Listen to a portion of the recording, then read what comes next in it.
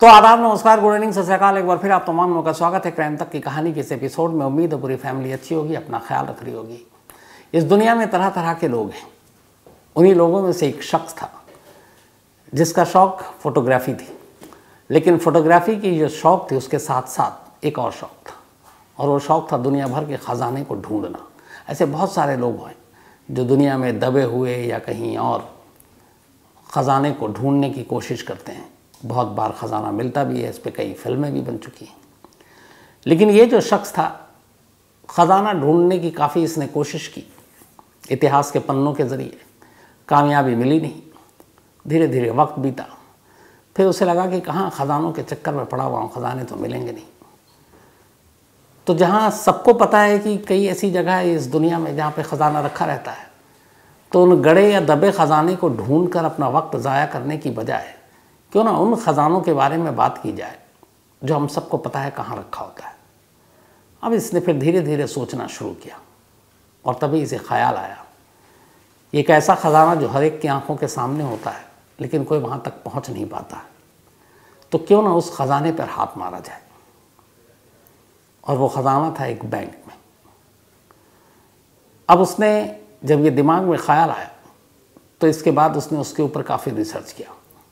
Research करने के बाद अब उसने तय किया कि इस बैंक में रखे हुए पैसों को लूटा जाए, क्योंकि मेरे लिए यही ख़जाना है, और साथ ही अपनी होशियारी, अक्लमंदी दिखाने का भी यही ज़रिया है। इसके बाद उसने एक बैंक को चुना, और यहीं से कहानी शुरू होती है। ये कहानी है फ्रांस के शहर नीस की। उस वक्त दुनिया के चुनिंदा ऐसे बैंक थे जिनकी मजबूती, जिनकी सुरक्षा की मिसालें दिया जाती थी। तो इस बैंक का नाम था सोसाइटी जनरल। इस सोसाइटी जनरल बैंक की खासियत ये थी कि बहुत पुरानी इमारत में बनी हुई थी। इसकी सुरक्षा ऐसी थी कि वो गार्ड या इंसानों पर भरोसा नहीं करते थे, वो बिल्डिंग, इमारत, दरवाजे, उसकी मजबूती पर भरोसा करते थे। तो इस बैंक में एक बड़ा सा मेन गेट था, उसका वज़न ही करीब 20 टन था। उस 20 टन के दरवाजे को हर दिन जब बैंक सुबह खुलने का वक्त होता तो लोग आते, कर्मचारी आते, बैंक के स्टाफ आते। तो जो टाइम होता कि अगर सुबह 9 बजे बैंक खुलेगा, तभी उस बैंक के मेन गेट को खोला जाता और फिर अंदर लॉकर और बाकी सारी चीज़ें होती। इस बैंक की बिल्डिंग दरो दीवार ऐसी थी कि दीवारों में भी लोहे लगे हुए थे, तो दीवारों को भी भेदना आसान नहीं था। कोई रोशनदान नहीं, कोई खिड़की नहीं, कोई और ऐसी चीज़ नहीं, मतलब एक छोटा सा भी रास्ता जिससे आप बैंक के अंदर दाखिल हो सकें। सिर्फ और सिर्फ एक बड़ा सा गेट, और उस गेट को बैंक खुलते ही खोला जाता सबके सामने, और फिर बैंक जब बंद होने का वक्त आता तो उस गेट को बंद कर दिया जाता। 19 जुलाई 1976 की बात है ये। सुबह का वक्त था। तमाम स्टाफ गेट के पास पहुंच गए बैंक के वक्त से पहले। अच्छा, ये वो दौर था 1976। तब ये एटीएम या फिर इस तरह की चीज़ें नहीं थी। आपको बैंक का लेन देन के लिए आपको बैंक ही जाना पड़ता था। एटीएम मशीनें भी नहीं हुआ करती थी कि आप कहीं से पैसे ले लो, उसमें डाल दो, डिपॉजिट कर दो, क्योंकि टेक्नोलॉजी थी नहीं। तो हर काम, जैसे हम आप कुछ साल पहले तक बैंक ही जाया करते थे हर बार, तो ये वो दौर था। तो ना इंटरनेट, ना टेक्नोलॉजी बैंक में। तो बैंक पूरी तरह से इंसानों के हवाले और इस मजबूत दरवाजे और दीवार के भरोसे पर। 19 जुलाई 1976 की सुबह बैंक खुलने का वक्त हुआ। तमाम स्टाफ पहुंच गए। अब जिसकी जिम्मेदारी थी उस बैंक के ताले को खोलना, वो उस वॉल्ट यानी दरवाजे को खोलता है, लेकिन दरवाज़ा खुलता ही नहीं, बिल्कुल जाम। दोबारा कोशिश करता है, नहीं खुलता है। करीब 10-15 मिनट हो जाते हैं। तभी बैंक स्टाफ को याद आता है कि ऐसा 2-3 बार पहले भी हो चुका है कि दरवाज़ा खोलने की कोशिश की गई और नहीं खुला, शायद वो अंदर से जाम हो जाता है। तो इस दरवाजे और इस सिक्योरिटी की जिम्मेदारी जो जिस कंपनी को दी गई थी, जिसने ये दरवाज़ा बनाया था, जिसने ये ताला बनाया था, इससे पहले 2-3 बार जब भी ये दरवाज़ा नहीं खुला तो उस सिक्योरिटी कंपनी को फ़ोन किया गया। उनका फिर स्टाफ आया और उसने अपनी टेक्निक से दरवाजे को खोल दिया। तो 19 जुलाई 1976 की सुबह भी दरवाज़ा खोलने की कोशिश की गई, खुल नहीं रहा। करीब 1 घंटा बीत गया। अब ये हुआ कि लोगों जो बैंक में अब जिन्होंने अपना पैसा रखा है, उनकी अपनी ज़रूरत के हिसाब से अब कस्टमर भी वहाँ पहुँच गए। तो बैंक स्टाफ के साथ साथ अब कस्टमर की भी भीड़ गेट के बाहर इधर दरवाज़ा खुल नहीं रहा है, बैंक स्टाफ परेशान, कस्टमर उधर अलग नाराज़। तो 1 घंटे की तमाम कोशिश के बावजूद जब नहीं खुला तो ये तय हुआ कि उस सिक्योरिटी कंपनी को फ़ोन करके बुलाया जाए। अब सिक्योरिटी कंपनी को इन्फॉर्मेशन दी गई कि भैया दरवाज़ा खुल नहीं रहा, आप आ जाओ। उनकी कंपनी के लोग आए। अब उन्होंने दरवाज़ा खोलने की कोशिश की, कोशिश करते रहे, दरवाज़ा खुला नहीं। ऐसा लग रहा था कि बिल्कुल बुरी तरह से जाम है। करीब 3 घंटे बीत गए। 3 घंटे तक वो दरवाज़ा नहीं खुला। जब 3 घंटे तक नहीं खुला, इधर कस्टमर परेशान, क्या करें। तो फिर ये तय हुआ कि दरवाज़ा वैसे तो खुलेगा नहीं, दीवार भी इतनी मजबूत है, टूट सकती नहीं।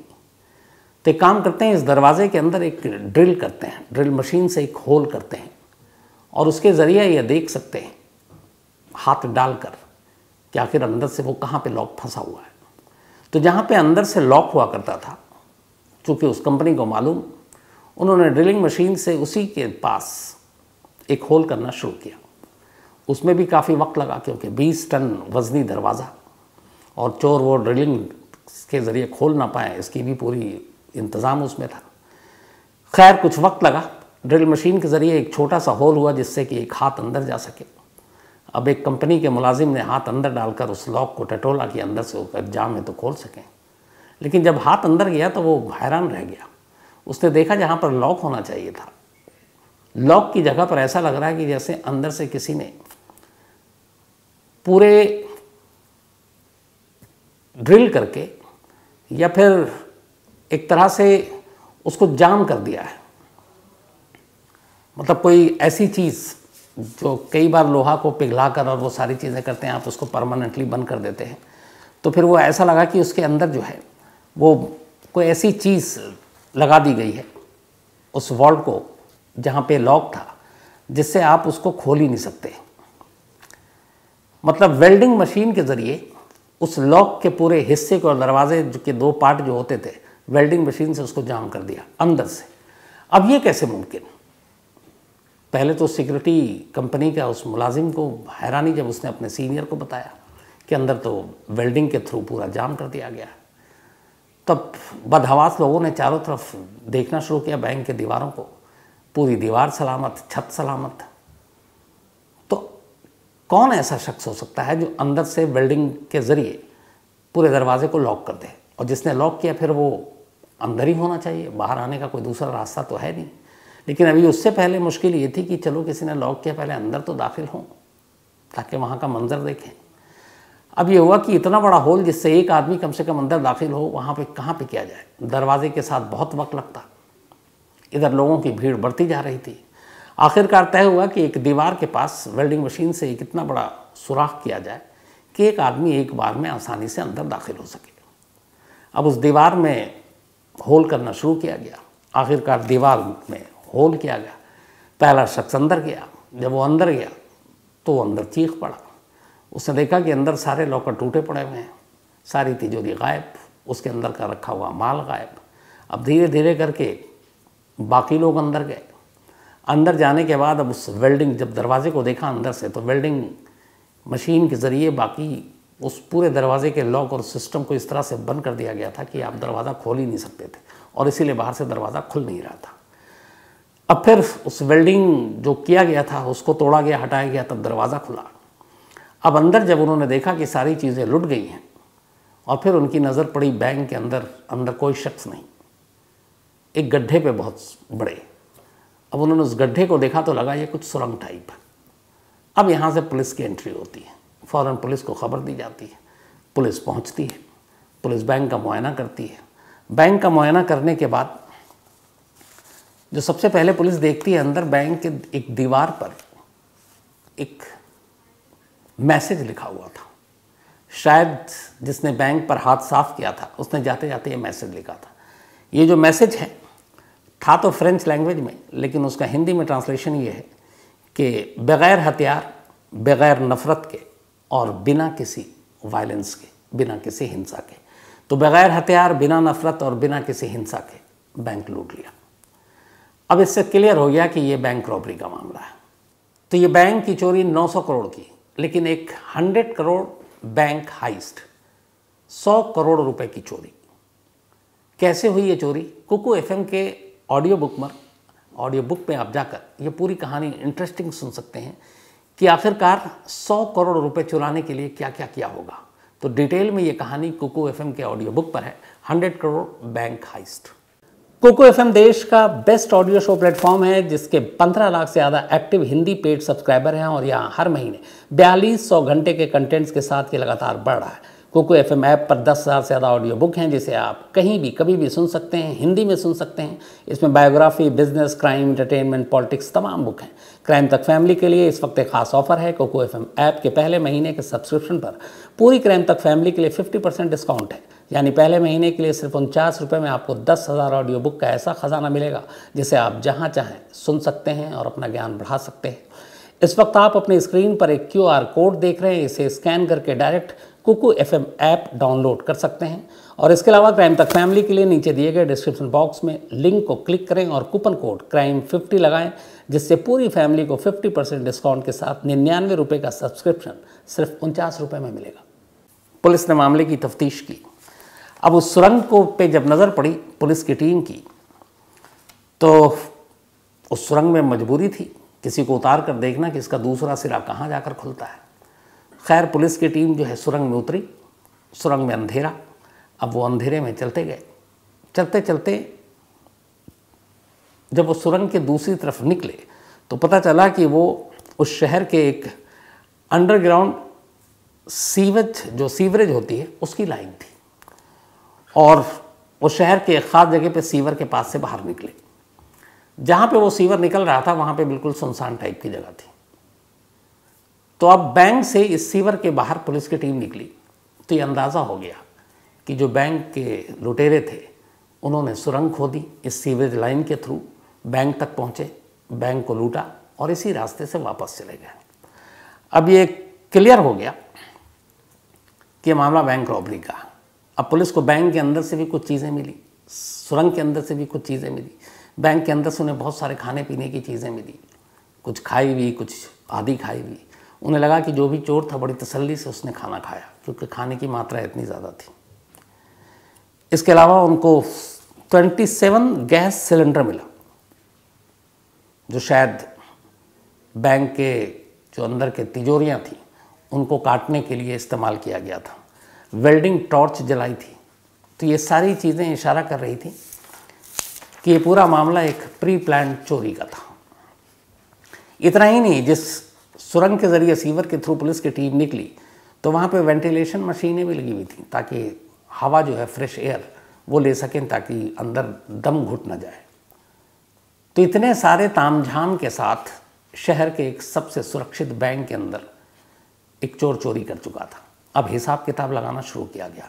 जब हिसाब किताब लगाना शुरू किया गया तो उस वक्त जो रिपोर्ट आई वो ये थी कि 20 मिलियन से भी ज़्यादा, यानी कि डॉलर में अगर कहें तो 110 मिलियन डॉलर और इंडियन करेंसी में कहें तो करीब 900 करोड़ रुपए कैश और ज्वेलरी उस बैंक की तिजोरी से गायब हो गए थे जो अलग अलग लोगों के थे।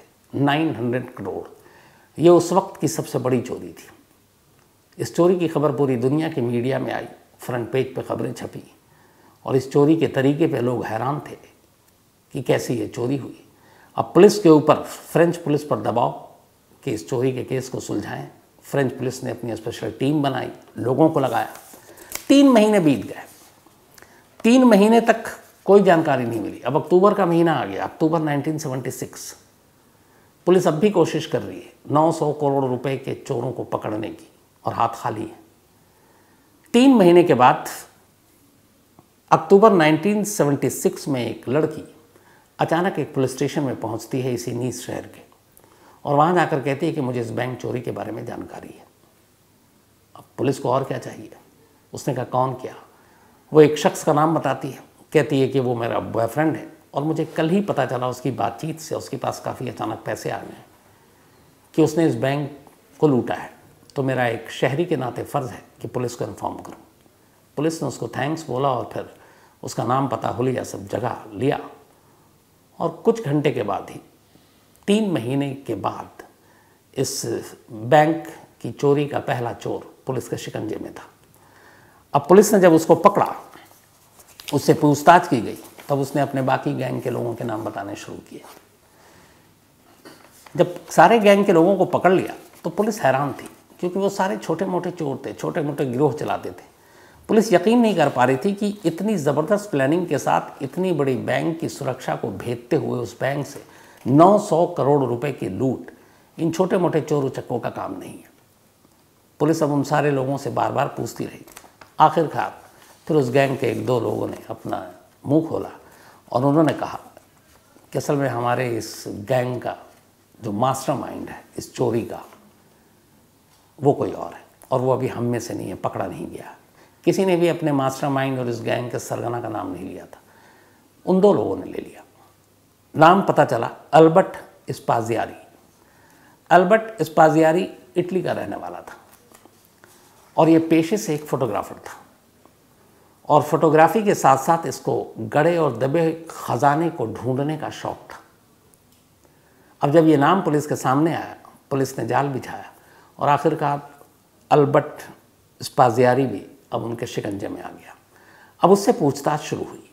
जब पूछताछ शुरू हुई तब उसने बताया कि मैं दुनिया भर में बहुत सारे ख़जाने की तलाश में भटकता रहा, कामयाबी मिली नहीं।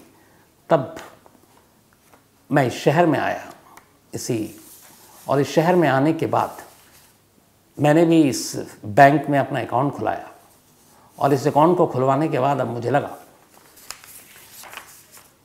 कि ख़जाने के पीछे कहाँ इधर उधर भागते रहो, क्योंकि मुझे इस बैंक के बारे में असलियत पता चल गई थी कि इस बैंक में बहुत सारे पैसे हैं, यानी ख़जाने हैं। तो इसी सोसाइटी जनरल बैंक में फिर मैंने अपना अकाउंट खुला लिया।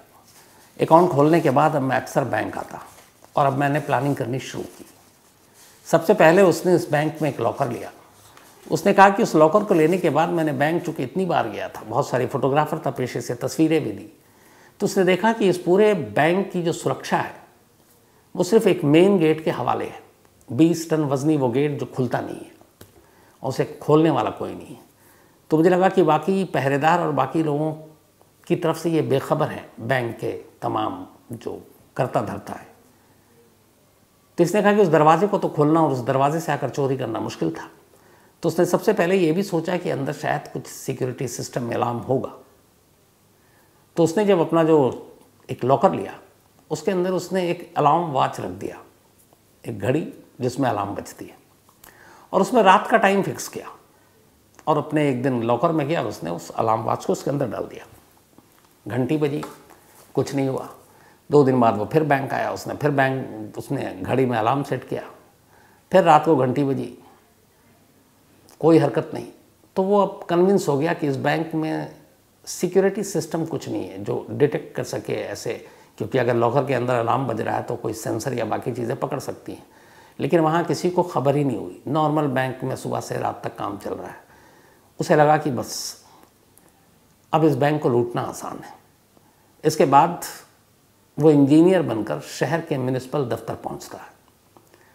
बैंक को चारों तरफ से वो अपनी नज़रों से पहले ही टटोल चुका था। अब वो पहुंचा इंजीनियर बनकर फेक म्युनिसिपल कॉरपोरेशन के दफ्तर। उसने वहाँ से शहर का नक्शा लिया। शहर के नक्शे को लेकर अब उसने उस बैंक को देखा, उस बैंक के इर्द गिर्द की तमाम चीज़ों को देखा, पर उसे कहीं से भी बैंक में और एंट्री का कोई रास्ता सूझा नहीं, क्योंकि बैंक की दीवार और उस दरवाजे को भेदना नामुमकिन, और कहीं एक छोटा सा रोशनदान भी नहीं जिससे दाखिल हो। तब उसे लगा ज़मीन के ऊपर की बजाय ज़मीन के नीचे की तरफ सोचो। उस नक्शे के ज़रिए उसे पता चला कि यहाँ पे कुछ सीवरेज लाइन है। उनमें से एक सीवरेज लाइन पे उसने फिर अपने आकर नक्शे के हिसाब से ज़ीरो इन किया और एक रोज़ उस सीवर में उतर गया। उतरने के बाद उसने नापना शुरू किया और फिर उसे अंदाज़ा हो गया कि ये सीवर की लाइन जो मेन शहर के मेन सीवर की लाइन है, उससे एक जगह पर आकर ये कटती है, और वहाँ से अगर हम सुरंग बनाएं तो सीधे बैंक के अंदर जाकर इस सुरंग को खोल सकते हैं। अब यहाँ तक तो सब ठीक था, लेकिन जो उसने नापा उसके हिसाब से उसको मेन सीवरेज लाइन से कट कर बैंक तक जाने के लिए 26 फीट टनल बनाना था, यानी 26 फीट लंबा सुरंग। अब ये उसके अकेले का बस का था नहीं, क्योंकि वो चोरी की प्लानिंग कर रहा था। ये खुदाई और सुरंग बनाना उसे आता नहीं। फिर उसने रिसर्च किया। उसने शहर के एक बदनाम गिरोह के बारे में पता किया और एक तरह से उनको, उस गैंगस्टर्स की टीम को अपने साथ मिलाया। उन्हें अपना आइडिया दिया, कहा बैंक को लूटना है लेकिन उसके लिए सुरंग बनाना है। वो गैंग तैयार हो गई, लेकिन उसने कहा कि इसमें वक्त लगेगा क्योंकि ये सुरंग जो बनाने का काम है सिर्फ रात के अंधेरे में हो सकता है। अब रात के अंधेरे में सुरंग बनाने का काम शुरू हुआ उस सीवरेज लाइन के अंदर, और इस काम में पूरे 2 महीने लगे 26 फीट का ये सुरंग बनाने में। 2 महीने पूरे होने के बाद अब ये इंतज़ार करने लगे कि बैंक की छुट्टी वाला दिन आए। सैटरडे को बैंक बंद होता है, संडे को बंद होता है, तो मंडे को खुलेगा। तो उन्होंने कहा कि अब सैटरडे का दिन चुनते हैं। सैटरडे को बैंक जैसी शाम को बंद, ये लोग अपने साथ सारी चीज़ें, तब गैस सिलेंडर, कटर, खाना पीना सब लेकर सैटरडे की शाम को बैंक के अंदर दाखिल हो जाते हैं। अगले 27 घंटे तक ये लोग बैंक में रहते हैं, 27 आवर्स, पूरा सैटरडे और पूरा संडे शाम तक। वहाँ जाने के बाद हर एक लॉकर को तोड़ते हैं तसल्ली से, लंच भी वहीं करते हैं, ब्रेकफास्ट भी वहीं करते हैं, डिनर भी वहीं करते हैं। सब करने के बाद एक वेल्डिंग मशीन से जो मेन दरवाज़ा था उसके अंदर से उसको बंद कर देते हैं, ताकि अगर ऐन वक्त पे कोई बैंक में आना भी चाहे तो अंदर ना आ पाए, और बैंक में दाखिल होने का दूसरा कोई रास्ता नहीं था। इस तरीके से इसने ये सारी लूटपाट की, लेकिन एक गैंग मेंबर की गर्लफ्रेंड ने पुलिस में भांडा फोड़ दिया और इसलिए सारे लोग पकड़े गए। तो अब ये साहब भी पकड़े गए, मास्टरमाइंड। इसके बाद इनको जज के सामने पेश किया गया। जज के सामने जब पेश किया गया तो सारे सबूत इसके खिलाफ थे। इसने अपना जुर्म कबूल कर लिया। उसने कहा कि हाँ, मैं ही इसका मास्टरमाइंड हूँ। इतनी बड़ी चोरी थी। उस जुर्म को देखते हुए उस वक्त अदालत ने इसको उम्र कैद की सज़ा सुनाई। उम्र कैद की सज़ा मिल तो गई, लेकिन अभी तक चोरी का माल नहीं मिल रहा था। अब पुलिस इधर परेशान थी। थोड़े बहुत मिल गए, 900 करोड़ में थे 200-400, आधे से ज़्यादा अभी तक नहीं मिले। अब मास्टरमाइंड यही, तो चोरी का रकम भी कहाँ है इसी को पता। पुलिस ने इससे कहा भी कि देखो अगर तुम करोगे तो तुमको तुम्हारी सज़ा कम होगी, लेकिन इसने बताया नहीं। अब जिस दिन उम्र कैद की सज़ा हुई, सज़ा सुनाने के बाद जज साहब इससे आखिरी बार पूछते हैं कि कहाँ है तुम, अगर बता सको। सज़ा सुनाई जा चुकी है, उम्र कैद मिल चुकी है। ये कागज़ पर कुछ कोडवर्ड लिखता है और वो कोडवर्ड लिखकर जज साहब के आगे कर देता है। कहता है ये सारा चोरी का माल यहाँ छुपा हुआ है। अब कहाँ छुपा हुआ है ये उसने कोडवर्ड में लिख कर दिया है। जज साहब ने पूछा कि इसका कोड बताओ, तो उसने कहा नहीं, मैं कोर्ट में सबके सामने नहीं बताऊंगा। मैं कहाँ कहाँ ख़जाना छुपा है अलग अलग जगहों पर है, ये कोड मैंने आपको दे दिया, ये डिकोड मैं सिर्फ आपके सामने करूँगा, अकेले में आपके कमरे में। जज तैयार हो गए। अब बाकी सारे लोग कोर्ट रूम में जज साहब के चैम्बर के अंदर ये पहुँचते हैं, चोर साहब। और वहाँ पहुँचने के बाद अब वो जज पूछता है कि चलो अब कोड बताओ। तो जब कोर्ट की बात आ रही थी, ये कुछ टाइम लेता है और कुछ बताना शुरू करता है, और इसी बीच में अचानक जज साहब के कमरे में एक विंडो थी और वो विंडो फर्स्ट फ्लोर पे थी। इसके बाद अचानक जज साहब उलझे हुए और ये उस विंडो से नीचे छलांग मार देता है। नीचे एक मोटरसाइकिल खड़ी थी पहले से, नीचे छलांग मारते ही उस बाइक पर बैठता है और 9-2-11 जज के कमरे से उम्र कैद की सज़ा मिलने के बाद ख़जाने का पता देने के नाम पर ये जज की आंखों के सामने से भाग जाता है। फिर ऐसा भागता है कि कभी उसका कोई सुराग नहीं मिलता। अब वो निकल चुका, हाथ आया नहीं। धीरे धीरे वक्त बीता, लेकिन चोर अभी भी सामने नहीं आ रहा है। आखिरकार बहुत लंबा वक्त जब बीत गया तो फिर 1989, 8 जून 1989 में खबर आई इटली से, अल्बर्ट की मां ने कहा कि उसके बेटे की मौत हो गई है इटली में। 8 जून 1989 को पूछा गया कि कैसे मौत हुई। उन्होंने कहा मुझे भी नहीं मालूम, कुछ लोग मेरे बेटे की डेड बॉडी को मेरे घर के बाहर रख कर चले गए। तो ये आज भी एक राज है कि अल्बर्ट की मौत कैसे हुई, किन लोगों ने मारा या फिर नेचुरल डेथ हुई, और वो कौन लोग थे जो उसकी डेड बॉडी को उसके घर के बाहर चले गए। लेकिन इससे पहले जब ये वहाँ से भागा था तब अल्बर्ट ने एक टीवी इंटरव्यू दिया था, और उस टीवी इंटरव्यू में उसने डिटेल में बताया था कि उसने इस चोरी की प्लानिंग कैसे की थी। वही डिटेल जो अभी मैंने आपको थोड़ी देर पहले सुनाई। तो ये थी उस वक्त की सबसे बड़ी चोरी। और कमाल की बात यह कि चोर जज के कमरे से भी भाग गया, और ऊपर से कमाल की बात ये कि उस लूट की रकम में से ज़्यादातर रकम कहाँ है आज भी वीनस या फिर पुलिस को नहीं मालूम। तो कहानी में आज इतना ही, लेकिन कहानी ख़त्म करूं कल भी भूल गया था, और इत्तेफाक से आज thank you so much crime तक फैमिली के हो, क्योंकि अब 8 मिलियन की ये फैमिली हो गई है।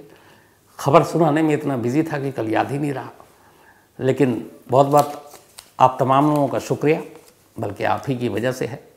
और 8 मिलियन का अब ये परिवार हो चुका है, तो पूरी टीम को बहुत बहुत बधाई, मुबारक। अब कहानी ख़त्म करूं उससे पहले वही अपना सिलसिला। आज रचित शर्मा, इनका जन्मदिन है तो हैप्पी बर्थडे रचित। इसके अलावा धर्म मिश्रा, इनका भी बर्थडे है तो हैप्पी बर्थडे धर्म जी। और बल्कि इनका 10 को था तो बिलेटेड हैप्पी बर्थडे। और ये अजंता मिश्रा जी ने भेजा है, उनके हस्बैंड हैं। शुएब अंसारी, इनका भी जन्मदिन है तो हैप्पी बर्थडे शुएब, और ये मकसूद ने भेजा है। साथ ही सुमी रंदीक, इनका भी आज जन्मदिन है तो हैप्पी बर्थडे सुमी रंदीक जी। और ये दीपांकर बारगुहाई ने भेजा है, ये सीआरपीएफ में जम्मू कश्मीर में पोस्टेड है, और उनकी वाइफ है ये। दिलीप कुमार का भी जन्मदिन है तो हैप्पी बर्थडे दिलीप। और तुलसी कुमार दास ने भेजा है।